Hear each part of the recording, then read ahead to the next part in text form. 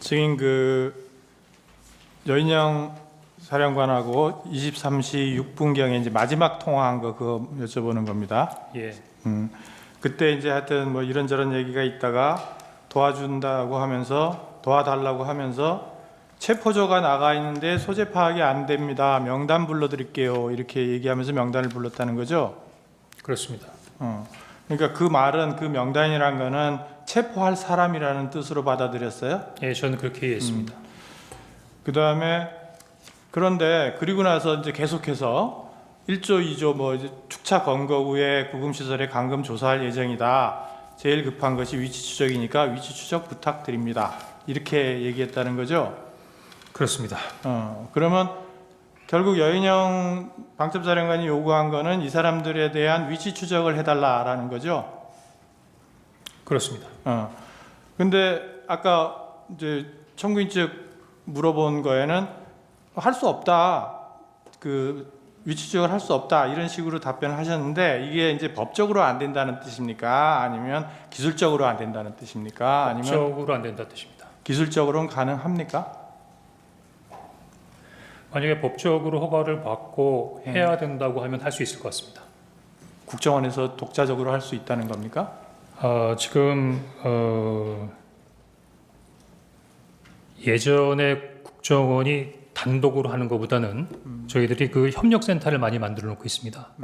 그 저희들 협력센터나 그 대테러 정보센터 같은 데는 그 소방청에서도 나와 있고 또 일부에는 또 경찰하고도 협업하고 있고 관세청, 이게 가능하다. 방사사 협업을 통해서? 이렇게 여러 기관들하고 다 협업을 하고 있는 부분에 있어요. 센터들이 있습니다. 국정원이 꼭 하지 않더라도 뭐 예를 들면 소방청이나 아니면 경찰청을 통해서 할 수 있는 부분이기 때문에 국정원이 기본적으로 할 수 없다라고 말할 수는 없고 할 수 있는 부분에 있어 여러 가지 툴은 있으나 그 하는 부분에 있어서 여러 가지 기본적인 룰이 있다 이렇게 설명드리는 것이 맞을 것 같습니다. 그러면 위치 추적을 한다는 말은 네, 결국은 휴대폰 위치 추적인 거죠? 제가 직접 해보지 못해서 정확한지는 모르겠습니다만 당연히 그럴 것 같습니다. 그렇다. 그다음에 그러면 아까 그 메모 좀 띄워주시겠어요? 127호증에인가요? 그 증인이 부관한테 시켜가지고 했다는 메모 있는데 127호증에 이 메모. 이 메모에 이제 그 아래는 1조, 2조, 1조, 2조, 뭐죠? 이게 뭐 축차 검거, 그다음에 뭐 방첩사 구금 시설의 감금 조사. 이거는 이제 증인이 여인영 사령관으로부터 들어서 그렇게 적어놨다는 거죠. 나중에 밑에 있는 거 말씀이십니까? 밑에. 예, 그렇습니다. 그리고 그 밑에 보면 검거를 요청, 위치 추적과 이렇게 돼 있어요. 그 마지막에 이제 그 워딩이 마지막으로 끝날 때 위치 추적만으로 끝나는 것이 아니라 그 위치 추적을 하면서 저희들 그 검거를 좀 지원해 주십시오. 검거 이런 부분에 있어서 검거를 좀 지원해 주십시오라는 검거의 요청이 있었다. 뭐 그런 의미로 그 말은 검찰 조사에서도 얘기하지 않았잖아요. 검거를 요청했다는 말은 하지 않은 것 같은데. 검거를 요청했어요? 이 검거를 요청했다고 검찰에 제기한 부분에 있어서의 내용이 써 있지 않습니까? 아니 그러니까 요 메모에는 써 있는데 여인영 사령관이 검거를 요청했어요? 위치를 추적하는 것 자체가 체포 대상자의 검거를 하기 위한 부분에 있어서의 지원을 요청하는 거라고 이해했습니다. 아니 제 말은 처음에는 체포조가 나가 있다. 네. 그 말은 이제 체포하러 다닌다는 말 아니에요. 근데 위치를 모르니까 위치를 추적해서 알려달라는 취지지. 증인한테 체포를 도와달라. 그러니까 말은 체포를 요청. 여기 보면은 체포를 요청, 검거를 요청. 괄호하고 위치 추적과 돼 있어요. 위치 추적보다는 검거를 요청한 것을 더 주안점으로 써놨는데 검거해달라고 여인영 사령관이 굳이 얘기할 필요가 없잖아요. 자기들이 검거하러 나가 있는데 위치 추적만 받으면 되지 왜 국정원이 체포를 하러 다녀요? 체포할 인원이 있어요? 국정원에? 체포할 수 있는 여력이 있습니까?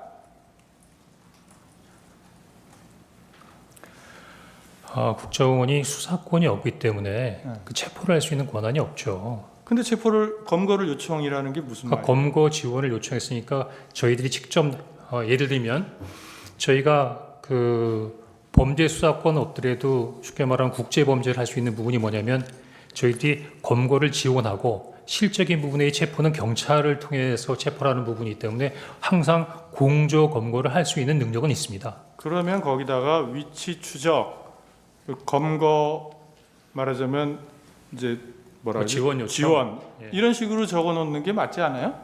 예, 근데 그 총리께서도 충격적인 사건이라고 말씀하신 것처럼 저도 깊은 생각을 하면서 적은 것이 아니라 생각되는 대로 그냥 갈겨 쓴 부분이기 때문에 약간 다소 합리적이지 않게 적어놨던 부분 인정하겠습니다. 그러니까 이 말이 그러니까 증인이 이제 어차피 이 메모는 이제 수기로 메모를 하다가 버려버리고 이제 하여튼 옮겨 쓰라 그러고 밑에는 이제 옮겨 쓴 게 아니고 기억나는 대로 쓴 거잖아요. 그렇습니다. 밑에는. 그러면 이게 증인이 뭐 1조, 2조 뭐 축초해서 검거해서 방첩사 뭐 감금시설에 감금조사 그러니까 그게 조금 이해가 안 되는 게 여인영 사령관이 방첩사령관이 증인에게 무슨 이제 처음에는 뭐 비협조적으로 별로 얘기를 안 하려고 그러다가 대통령 전화를 받아서 도와주라 그랬다고 하니까 이런 얘기를 했다는 거잖아요. 그렇습니다. 그러면 그래 그러면은 이런 명단이 있으니까 이런 명단에 대한 위치 추적을 좀 도와주시오. 이렇게만 하면 되지 굳이 1조, 2조 뭐 이렇게 가가지고 뭐 검거를 해서 축차 검거 후에 방첩사 구금시설에 감금해서 조사할 거라는 얘기라든지 이런 얘기를 굳이 왜 할까요? 글쎄 그거는 뭐 여인영 사령관에게 물어봐야 얘기지만 제가 생각하기에는 이 내용만 얘기한 게 아니라 제일 먼저 그 부익께도 전화 받았어 대통령이 너희들 도와주래 할 때 명단부터 얘기한 게 아니었거든요. 저희들이 경찰과 협조해서 국채를 봉쇄하고 있습니다라는 말부터 시작했으니까 아마 방첩사가 진행하는 부분에 있어 현재 진행 사항을 저한테 약식이지만 간단하게 브리핑해 준 거라고 생각합니다. 그러면 그런 내용이 검찰에서 진술할 때도 요약이겠지만 물론 하여튼 체포조 나가야 하는데 명단 불러드릴게요라는 부분이 먼저였고 그 다음에 명단 불러주고 난 다음에 그 다음에 계속해서 1조 2조 뭐 축조 뭐 체포 뭐 이렇게 얘기하고 축차 검거 후에 구금시설을 감금할 예정이다. 이거를 나중에 얘기했잖아요. 상황 설명을 먼저 한 게 아니라 이거는 그 명단을 주면서 위치 추적을 해달라라고 하면서 그걸 구체적으로 더 나아가서 얘기한 건데 그 상황 설명이 우리가 지금 이런 여러 명을 체포를 해가지고 검거한 다음에 감금 조사할 거다. 그런 얘기를 하려면 미리 얘기해야 될 거 아니에요. 상황 설명을 한다면. 근데 굳이 그런 상황 설명을 국정원 1차장한테 방첩사에서 아무리 그쪽에서 대통령 전화 받고서 도와달라고 해서 전화했습니다라는 그 말 한마디에 그렇게 구체적으로 얘기할 수 있을까라는 게 조금 의문이 들어서 하는 얘기예요. 예, 저도 약간 의문이 드는 부분이 있는데 여인영 사령관하고 제가 아주 객관적이고 공식적인 관계가 아니고 사실은 그전에는 나름대로 어떤 활동이 있어요. 보안 때문에 저한테 말을 하진 않았지만 일단 이야기 설명하면서 어느 정도의 선배니까 믿음을 가지고 나름대로의 주변 환경 주변의 여러 가지 부분까지 설명을 한 걸로 이해가 됩니다. 근데 그거는 그만 조금 이상한 것이 처음에는 전화할 때 굉장히 말하자면 비협조적이거나 말을 안 하려고 그랬다고 증인이 말씀하셨잖아요. 그렇습니다. 그러니까 뭔가 이렇게 전화해서 뭐 어떻게 된 거냐고 물으니까 좀 얘기를 안 해주려고 처음에는 그랬단 말입니다. 근데 대통령한테 전화 받았다. 도와주라 그런다. 그렇게 말을 하니까 이런 얘기를 쫙 했다는 건데 아무리 그냥 생각해도 이 사람이 같은 뭐 통하는 사람이라고 해도 이게 이제 비밀이 아니구나. 이제 같이 이제 협조해서 일을 해야 되는구나라고 생각을 할 수는 있는데 그렇더라도 그거는 자기가 필요한 한도 내에서만 일단 얘기해야지 나중에 혹시 증인이 진짜 대통령한테 전화 안 받았는데 그런 얘기를 했다라고 해버리면 본인이 굉장히 문제가 될 수 있잖아요. 그런 쓸데없이 아무 데다가 막 얘기를 퍼뜨리고 당겼다. 이런 얘기도 될 수 있는데 정보에 관한 방첩사령관이 정보 같은 거는 굉장히 민감하게 보존을 하는 사람이 그렇게 쉽게 얘기를 했을까라는 생각이 들어서 그게 명단을 주니까 증인이 그냥 이거 명단을 그래서 체포 뭐 그러면서 뒤에 얘기했는데 그때는 뭐 거의 막 듣기도 싫었다는 취지 아니에요. 증인은 이게 말이 되는 소리냐 해서 그럼에도 불구하고 그런 내용을 자세하게 또 여기다가 메모를 해놓은 게 좀 선뜻 좀 이해가 안 돼서 하여튼 들은 얘기가 맞다는 거죠. 검거를 요청한 것도 맞아요. 총리께서도 충격적인 상황이라고 말씀하셨는데 이렇게 여러 가지로 급박하게 돌아가는 상황에서 어떤 얘기들 다 기승전결에 맞춰서 할 수 있을까요? 물론 그건 맞습니다. 그런데 여기 이제 써놓은 순서나 이런 게 그래서 그래요. 검거를 또 요청. 하나는 제가 그러면 여인영 사령관하고 무슨 억가 시점이 있다고 해갖고서는 일부러 이런 거를 아니 그런 취지가 아니고 예. 저는 이제 여기 이렇게 적혀 있는데 상식적으로 생각해서 그런 말을 하기가 쉽지 않다는 것과 그리고 여기 검거를 요청했다는 말을 주신문사항에서도 검거 요청 얘기는 나오지는 않는데 메모에는 딱 들어가 있어요. 그래서 제가 여쭤보는 거예요. 검거 요청했어요? 위치 추적을 해서 네. 방금 얘기했던 10여 명의 대상자를 검거하겠다는 것 자체가 네. 저는 검거 지원을 요청했다라고 그럼 검거 지원 요청이라고 안 쓰고 왜 검거 요청이라고 썼어요? 이 말은 다르잖아요. 검거를 요청한다는 건 국정원에서 검거를 진짜 한다는 얘기고 제가 이제 공문서를 작성한 게 아니지 않습니까? 간단한 메모지 않습니까? 메모를 왜 작성해놨어요? 제가 나름대로 그 상황을 기억하기 위해서 메모해 놓은 거죠. 그럼 정확하게 기재를 해야죠. 예, 정확하게 기재 못해서 죄송합니다. 네, 이상입니다. 제가 내용에 대해서 아, 총무로서 제가 국정원을 지휘하기 때문에 제가 여기서는 우리 재판관님들 이해 편의로 해서 한 말씀을 좀 올릴 수 있는 기회를 주셨으면 좋겠습니다. 그 신문상이 아니라 저희들한테 하는 말씀인가요? 그렇습니다. 예, 하십시오. 네. 지금 뭐 범건이 위치 추적인이 이렇게 하는데요. 국정원은 수사권이 없고 검거는커녕 위치 추적을 할 수가 없습니다. 뭐 협력해서 한다고 하는데 그런 거를 방첩사령관이 모를 리가 없고 그래서 저 자체는 이제 말이 안 된다고 저는 보고 있고요. 그리고 지금 저 메모가 지금 이 뭐 탄핵부터 뭐 내란물이니 이런 모든 프로세스가 지금 저 아까 우리 정영식 재판관님께서 그 지적하신 저 메모가 아마 제 판단에는 12월 6일 국회에서 박선원 의원한테 넘어가면서 시작이 된 거라고 저는 보는데요. 제가 12월 4일 날 이제 계엄 해제하고 이제 저녁에 집에 있는데 조금 늦은 시간에 국정원장이 전화를 했습니다. 그러면서 저한테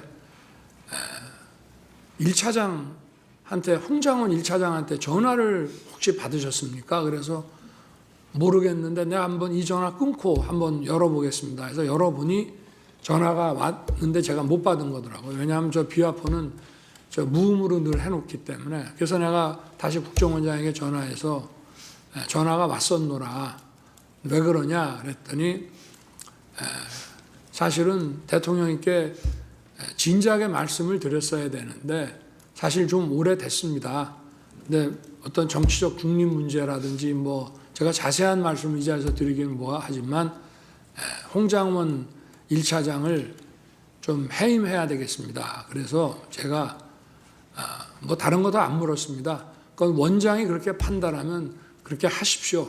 그래서 내일 사표를 받겠습니다 해서 사표를 받고 아까 6일 날 뭐 다시 일하자 했다는데 저는 그게 믿기지가 않는 것이 벌써 6일 날 오전에 그때 제가 관저에 있는데 이미 관저로 1차장 해임과 또 오호령 씨에 대한 임명 그 결재안이 올라와서 제가 그거를 점심시간에 결재를 했습니다.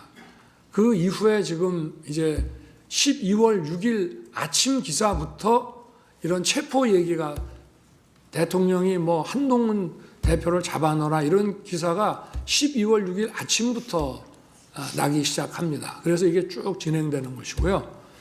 그리고 아까 그 국정원장 해외 출장 문제와 관련해서는 제가 전주에 국정원장으로부터 이번 주에는 미국 출장이 있기 때문에 매주 금요일 날 하는 대통령 보고가 어렵습니다라고 얘기 들은 기억이 나서 제가 화요일 저녁에 국정원장한테 전화를 합니다. 해외에 있는지 국내에 있는지 알기 위해서. 그래서 제가 둘 사이에 약간의 그 미스커뮤니케이션이 있었습니다. 제가 국정원장한테 아직도 거기시죠? 저는 미국에 있는 줄 알고 그랬더니 국정원장이 예, 아직도 여기입니다. 이래서 저는 해외에 있는 줄 알았습니다. 그래서 처음으로 제가 홍장훈 1차장한테 전화를 하게 됩니다. 처음엔 안 듣고 두 번째 전화가 왔습니다. 그래서 제가 원장님 부재 중인데 제가 전화를 딱 받으니까 벌써 약간의 식사 반주를 한 느낌이 딱 들어갔고 제가 원장님 부재 중이니까 원을 잘 챙겨라 라고 얘기하고 이따가 내가 혹시 전화할 일이 생길지 모르니 이 비화폰을 잘 챙기고 있어라 이렇게 제가 얘기를 했는데 8시 한 반 무렵에 국무회의 하려고 이제 뭐 여러분 이제 국무위원도 오시고 비서실장 안보실장이 들어오는데 안보실장하고 국정원장이 같이 오는 겁니다. 그래서 제가 아니 어떻게 되는 겁니까? 미국에 있는 거 아닙니까? 했더니 저 내일 출발입니다. 그래서 제가 국정원장한테 나는 원장님 미국 계신 줄 알고 제가 1차장한테 전화를 했습니다. 그랬더니 원장님 부재 중인데 잘 챙기라고 했는데 원장님 여기 계십니다란 말을 안 합니다. 이렇게 제가 국정원장한테 얘기를 했고요. 그리고 국정원장도 아마 둘이서 그런 커뮤니케이션을 나중에 했을 거라고 저는 추측이 되는데 제가 만약에 계엄 사무에 대해서 국정원에다 뭘 지시하거나 뭐 부탁할 일이 있으면 국정원장한테 제가 직접 하지 차장들 업무 관련은 2차장이지만 2차장한테도 안 합니다. 원장한테 무조건 기관장한테 하는 것이고요. 그리고 제가 1차장 홍장훈 1차장한테 10시 한 거의 11시 다 돼가지고 이제 제가 저 대국민 담화 계엄 선포 대국민 담화를 하고 올라와서 저 국무위원들 아직 남아 있는 사람들하고 얘기한 다음에 돌려보내고 제가 홍장훈 차장한테 전화한 거는 계엄 사무가 아니고 이미 관련된 문제는 원장하고 다 얘기를 했기 때문에 제가 전화한 거는 아까 전화를 하겠다라고 한 것도 있고 또 제가 해외 순방 때 국정원의 해외 담당 파트가 여러 가지 그 경호 정보를 많이 도왔기 때문에 제가 격려 차원에서 전화를 기왕 한 김에 한번 해야 되겠다라고 해서 계엄 사무가 아닌 간첩 그 검거와 관련해서 여기는 수사권이 없고 조사권 국가안보조사국으로 이름이 바뀌었습니다. 그래서 방첩사를 도와주라는 얘기를 한 것이고 제가 국정원에다가 방첩사 도와주라는 얘기는 전임 김규현 원장 때나 조태영 원장 때나 늘 합니다. 왜냐? 방첩사는 예산이 아주 부족합니다. 그리고 국정원에는 정보들이 많이 있기 때문에 경찰에 줄 거는 경찰에 주고 또 방첩사에 줄 거는 방첩사에 주면서 저도 좀 예산 지원을 좀 해주라는 얘기를 쭉 해왔기 때문에 또 사관학교 후배니까 좀 도와주라. 그래서 간첩 수사를 방첩사가 잘 할 수 있게 도와주라는 계엄 사무와 관계없는 얘기를 한 거를 가지고 만약에 그렇다면은 제가 아까 그 재판관님께서 잘 지적을 하셨던데 제가 여인영 사령관한테 내가 조금 전에 1차장하고 통화했으니 뭐 애로사항 있으면 1차장한테 연락을 하라고 제가 전화를 했어야 되는데 대통령이 방첩사령관한테 그런 전화 한다는 것 자체도 굉장히 비상식적인 얘기입니다. 그리고 방첩사령관이 1차장의 사관학교 후배긴 하지만 엄연한 기관장이고 계엄이 선포되면 방첩사령부가 사실상 국정원의 우위에 있기 때문에 뭐 차장 더구나 담당 2차장도 아닌 1차장한테 계엄 사무와 관련한 이런 무슨 부탁을 한다는 게 만약에 할 거면은 방첩사령관은 국정원장한테 해야 됩니다. 기관장끼리. 그리고 계엄이 선포돼서 여기가 합동수사본부가 되면요. 정보도 역시 방첩사가 국정원 우위에 있는 거기 때문에 제가 뭐 재판관님께서 이 전체적인 사항을 어떻게 판단하실지는 그거는 뭐 제가 저갈 문제는 아니지만 이 전체 상황에 대해서 좀 이해 편의를 위해서 간단하게 말씀드렸습니다. 이상입니다. 예.